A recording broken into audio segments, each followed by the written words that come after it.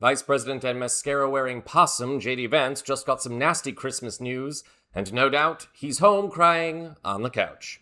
That's where he goes for emotional support, not to his wife Usha. Go figure. I'm David Reddish. Welcome to Occupy Democrats. JD Vance has a certain mercurial quality to him, and not just because he's the Poppin' Fresh of the Trump administration. And if you don't remember who Poppin' Fresh is, look that up on YouTube after this story. Trust me.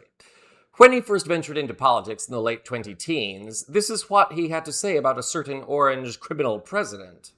And so one of the takeaways is not just that the Republican Party base is somehow fundamentally flawed in a way that's unique in American political history. It's that Trump is a really bad candidate and, frankly, I think a really bad person. Funny how things change, right?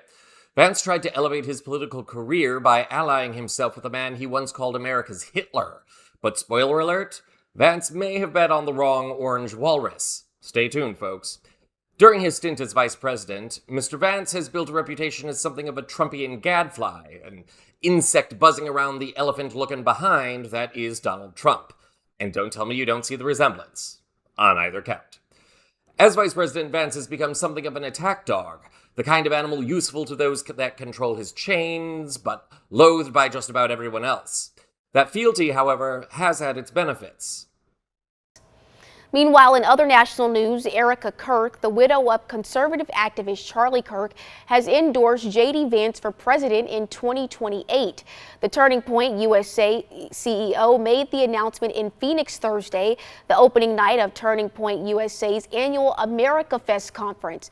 It's the first conference since Charlie Kirk, who co-founded the organization, was assassinated in September. Vance has not yet announced plans to run in 2028, though as vice president, he is widely considered a Republican frontrunner in the next presidential election. Vance is scheduled to speak at the America Fest conference today.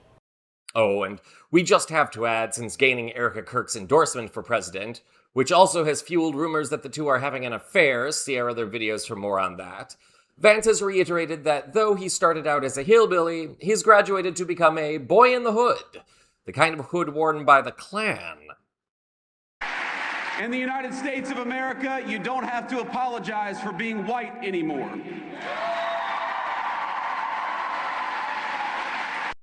Now, if all of this makes JD Vance seem like a less than appealing presidential candidate, congratulations, you apparently have more political acumen than Vance himself.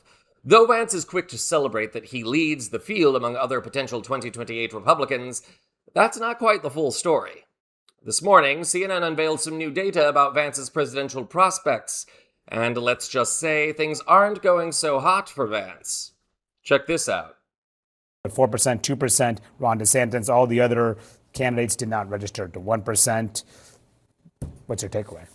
Well, the takeaway for me is that, you've seen the Republican establishment really coalesce around JD Vance 2028. If you talk to the White House, even Marco Rubio's in line with that. I saw Erica Kirk talking about it over the weekend.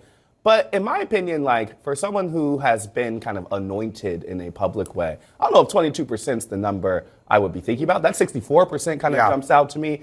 And most importantly, some of the discussions about JD Vance's turn into insider, I think would worry me if I was him thinking about 2026 and 2028 going forward. There's a lot of ways that the Republican base lives and dies on those outsider credentials. And I think that might be a bigger part of Trumpism than the ideology itself. Yeah. And so if you're an insider on Epstein, if you're an insider on tariffs, if the second Trump administration is not particularly beloved and JD Vance is the face of that, I think that creates opportunities for folks on the outside. What is JD Vance? Well, there it is. Though Vance and his allies want to portray him as the 2028 frontrunner, he's not even the true Republican frontrunner. A generic, anyone else but him Republican still wins out over Vance by more than 40 points. Of course, this also doesn't speak to Vance's real prospects either. For that, he would need to go head-to-head with a Democrat, and at the time of this report, a number of key Democrats, notably Gavin Newsom of California, would almost certainly defeat Vance in a presidential matchup.